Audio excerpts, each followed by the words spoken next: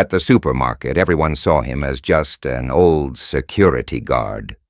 Young thieves mocked him.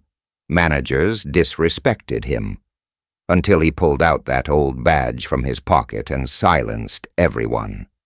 That's when they realized, for 35 years, the man who had fought the city's most dangerous criminals was now protecting their safety.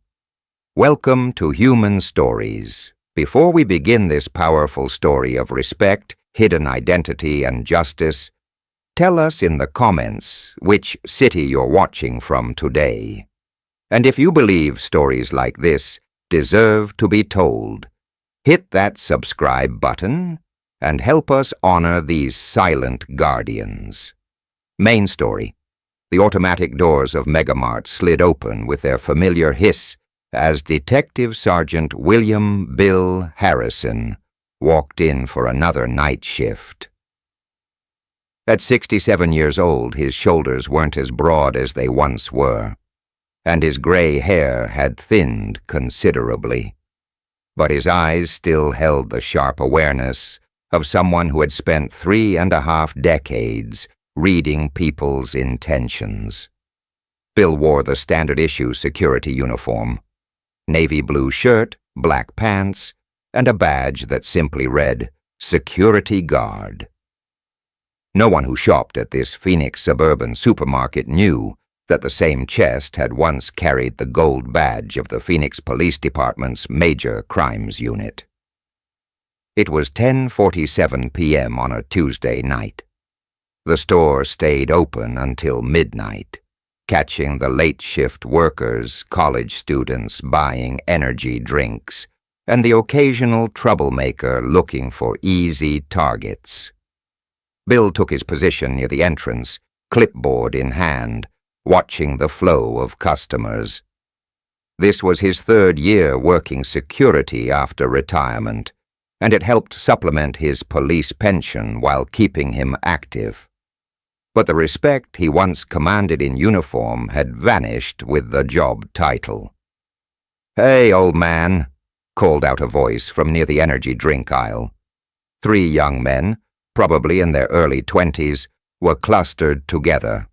The leader, a tall kid with face tattoos and a backwards cap, was looking directly at Bill. "You gonna check my receipt like a real cop or just stand there?" His friends laughed. One of them, shorter with bleached hair, chimed in, "Dude probably couldn't chase a shopping cart if it rolled away." Bill didn't respond. He'd learned in his police days that silence often spoke louder than words. He simply made a note on his clipboard and continued his patrol. The store manager, Derek Phillips, a man in his 30s who treated his position like he was running Apple instead of a grocery store, approached Bill near the pharmacy section. "Harrison," Derek said without any courtesy, "I had 3 complaints yesterday about you being too slow checking receipts. Pick up the pace. We're not paying you to take your time." Bill nodded once. "Understood, sir. And another thing," Derek continued, enjoying his authority, "that uniform looks sloppy. Iron it. This isn't some retirement home." The pharmacy technician, Maria Santos, overheard the conversation and felt her face flush with embarrassment for Bill. She'd been working there for 2 years and had always found the older security guard to be polite and professional. As Derek walked away, Maria approached Bill quietly. "I'm sorry about that, Mr. Harrison. He talks to everyone like that." Bill smiled gently. "It's okay, miss. I've heard worse." What Maria didn't know was that Bill Harrison had indeed heard worse, much worse. During his 35-year career with Phoenix PD, he'd been screamed at by drug dealers, threatened by gang members, and even shot twice in the line of duty. Derek Phillips's condescending tone was nothing compared to facing down armed suspects in dark alleys. The clock above the customer service counter read 11:23 p.m. when Trouble walked through the front doors. 4 men entered together, but something about their movements set off every alarm bell in Bill's trained mind. They didn't walk like customers. They moved with purpose, eyes scanning for cameras, exits, and staff positions. The leader was about 30, wearing a dark hoodie despite the Arizona heat. The other 3 spread out immediately upon entering. Bill's posture shifted slightly. 40 years of police instinct kicked in. He began moving toward a better vantage point, his hand instinctively reaching for where his radio used to be, finding only the cheap walkie-talkie provided by the security company. The 3 young troublemakers from earlier were still in the store, now near the checkout lanes. They noticed Bill watching the new arrivals and saw an opportunity for more entertainment. "Yo, security guard!" the tall one with face tattoos yelled. "Those guys look suspicious to you? Maybe you should go check them out, hero." His friends erupted in laughter. "Yeah, go show them your scary security badge." But Bill wasn't listening anymore. His attention was fully focused on the 4 men who had just entered. The leader was now at the far end of aisle 12, talking quietly into his phone. The other 3 had positioned themselves near the exits and the customer service desk, where the safe was located. This wasn't random. This was reconnaissance for a robbery. Bill moved closer to the customer service area, trying to look casual while positioning himself between the potential threats and the night manager, Sandra Torres, who was counting down registers behind the counter. At 11:31 p.m., it happened. The leader in the hoodie approached the customer service counter. "Excuse me," he said to Sandra, his voice calm but his eyes cold. "I need to speak with your manager about a problem with my receipt." As Sandra turned to look at the receipt he was holding, Bill saw the man's other hand slide inside his jacket. In that split second, 35 years of police training compressed into pure instinct. "Sandra, get down!" Bill shouted, moving faster than anyone in that store thought the old man could move. The hooded man spun around, surprised by the commanding authority in Bill's voice. "What did you say, old man?" "I said you're done here," Bill replied, his voice carrying the unmistakable tone of someone who had faced down armed suspects before. "You and your 3 friends need to leave. Now." The man laughed. "You'd think you're some kind of cop, Grandpa. You're just a security guard at a grocery store." That's when Bill did something that shocked everyone in the store. He reached into his pocket and pulled out a worn leather wallet. From it, he extracted a gold badge that caught the fluorescent lights and seemed to command respect all by itself. It was his retired detective's badge, which he'd carried every day for the past 3 years, not out of nostalgia, but out of habit. Once a cop, always a cop. "Detective Sergeant William Harrison," Bill said, his voice steady and authoritative. "Phoenix Police Department, Major Crimes Unit, 35 years, badge number 2847. The store fell silent. Even the 3 young troublemakers stopped laughing. The hooded man's confidence wavered. "You're retired, old man. That badge doesn't mean anything anymore." "You're right," Bill said, taking a step forward. "I am retired. But I still remember how to read a robbery setup when I see one. Your 3 friends positioned at the exits, you casing the customer service area where the cash office is located.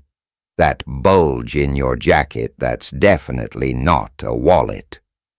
The man's hand moved toward his jacket, but Bill continued talking, his voice getting stronger. "And I still remember that this store has 16 security cameras, including the one that recorded you and your team entering together. The one that caught you talking into your phone to coordinate positions, and the one that's recording us right now." By now, other customers had stopped what they were doing. Maria, the pharmacy technician, was staring in amazement. Sandra, the night manager, had hit the silent alarm button and was calling 911. Derek Phillips, the condescending manager from earlier, had emerged from his office and was watching the scene unfold, his mouth hanging open. "You know what else I remember?" Bill continued, pulling out his phone. "The direct number to Phoenix PD dispatch, and the fact that Detective Rodriguez, who runs major crimes now, used to be my partner. Should I give him a call?" The hooded man looked around and realized his plan was falling apart. The three young troublemakers who had been mocking Bill earlier were now backing away, suddenly understanding they were witnessing something much bigger than an old security guard doing his job. "We're just shopping, man," the hooded man said, but his voice had lost all its confidence. "No," Bill replied firmly. "You're leaving, all four of you, right now, through that front door. And if I ever see you in this store again, or if anything happens to any of these people, I'll make sure every cop in Phoenix knows your faces." As if on cue, sirens could be heard in the distance. Sandra's 911 call had brought a response. The four would-be robbers looked at each other, and without another word, they headed for the exit. The leader paused at the door and looked back at Bill. "This isn't over, old man." Bill smiled for the first time that night. "Son, I spent 35 years hearing threats from people a lot scarier than you. Have a good evening." As the potential robbers disappeared into the night, the store slowly came back to life. But everything was different now. Maria approached Bill first. "Mr. Harrison, I had no idea." "Just Bill is fine," he said, putting his badge back in his wallet. "And there was no reason you should have known." Derek Phillips walked over, his face red with embarrassment. For the first time since Bill had started working there, Derek's voice carried respect. "Detective Harrison, Bill, I owe you an apology, and probably everyone in this store owes you their safety tonight." The three young men who had been mocking Bill earlier approached hesitantly. The leader, who had called him old man just an hour before, looked genuinely ashamed. "Sir," he said quietly, "we're really sorry about everything we said tonight." Bill looked at them for a moment. "You know what the difference is between a uniform and the man wearing it?" They shook their heads. "The uniform is just fabric. The man is what matters. Don't judge people by what you see on the surface. You never know who you're talking to." Two Phoenix police officers entered the store. The lead officer, Sergeant Martinez, recognized Bill immediately. "Detective Harrison." "What are you doing here?" "Working security, Martinez. Just happened to spot some trouble before it started." Sergeant Martinez looked around the store, taking in the scene. "Should have known. Once a detective, always a detective." As the officers took statements and reviewed security footage, word spread through the store about what had really happened. Customers who'd been shopping during the incident began approaching Bill, not to mock or dismiss him, but to thank him. An elderly woman named Mrs. Chen, who shopped there every Tuesday night, came up to him with tears in her eyes. "I heard what you did," she said. My grandson wants to be a police officer. Could you tell him about what real police work looks like? Sandra, the night manager, was practically in tears. Bill, I don't know how to thank you. If you hadn't been here, I was here, Bill said simply.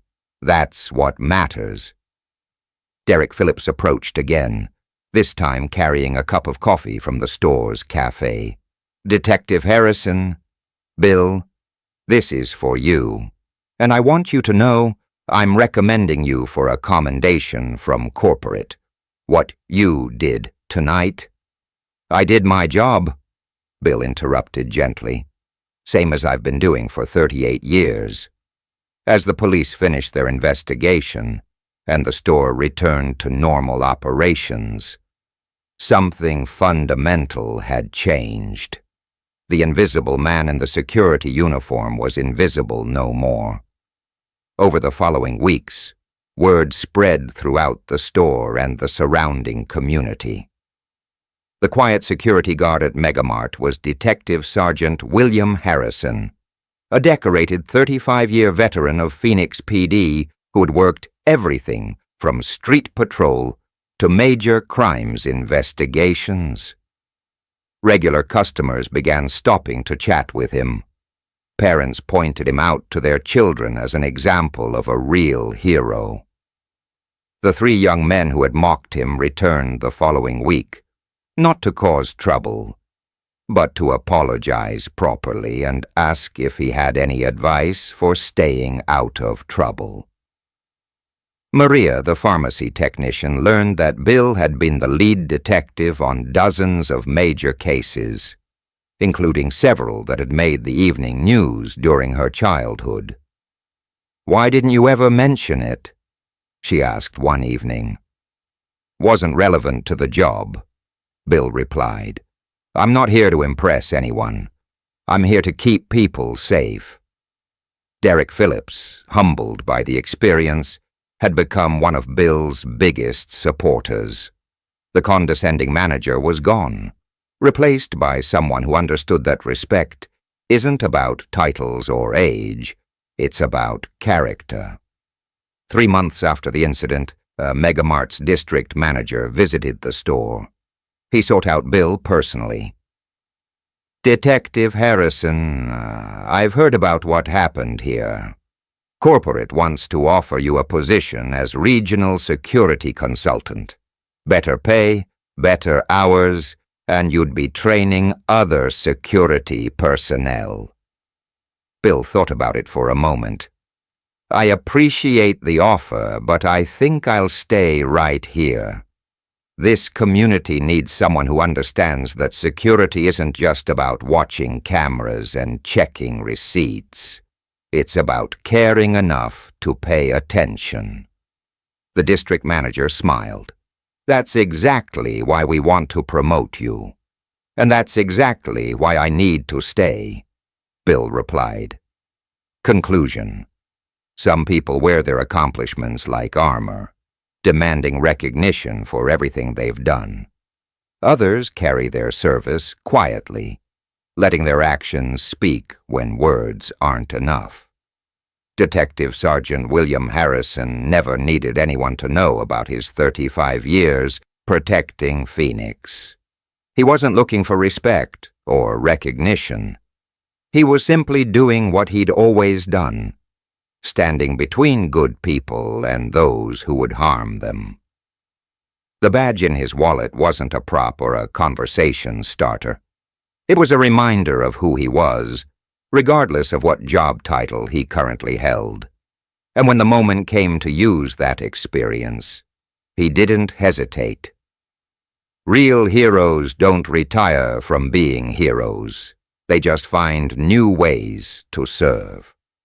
Have you ever encountered someone like Detective Harrison? Someone whose true character only revealed itself when it mattered most? Share their story in the comments below. And if stories like this remind you that everyday heroes walk among us, subscribe to Human Stories. We're here to honor the quiet guardians who keep us safe. See you in the next story.